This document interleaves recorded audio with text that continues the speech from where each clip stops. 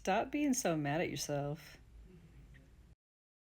Stop talking down to yourself. Stop blaming yourself. If you want to make big changes, here's the number one thing that you really need to do. You need to radically accept who you are and begin your changes from a place of, I love myself so much. I see myself as so worthy that I'm going to do this. I'm DM, life embodiment coach here at the Healer's Nest, and I work with hardworking professional small town women and mothers to reclaim their joy, to improve their overall wellness, heart, mind, body, soul, or spirit, however you'd like to call it. And oftentimes we fall into a trap of speaking so poorly about ourselves and trying to force or coerce ourselves, or shame, even worse, shame ourselves into making changes. Now, you might make some progress in shaming yourself into change, or kind of bullying yourself into doing something, willing yourself into doing something.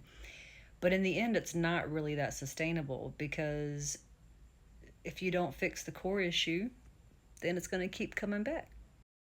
I remember when I was trying to quit smoking and I was like so frustrated with myself one day, and I was talking to a friend and I was like, oh, I should want to do this. Like, why is this so hard? Like, I've only gone one day without smoking, and like, I'm so frustrated with myself because I want to, and I should want to be better because logically I know this is so bad for me.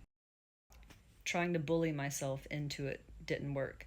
Now, for a short time, switching that fixation for running really did help, but I let myself get around some influence and use it as a crutch and fell back into it. And then I had to start the process over again. But the beautiful thing about that is failure to succeed in that was actually a teacher, and it taught me something about myself that I hadn't really considered before. So, coming at making a change, whether it's changing your diet, your exercise routine, changing the way you parent. Like, I'm not going to yell at my kids, because if you're a yeller, then you know the shame cycle that comes after losing your temper with your children and yelling, and then things calm down and you're like, oh, why'd I do that?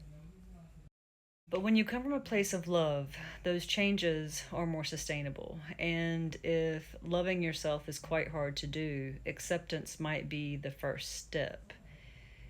Takes a while.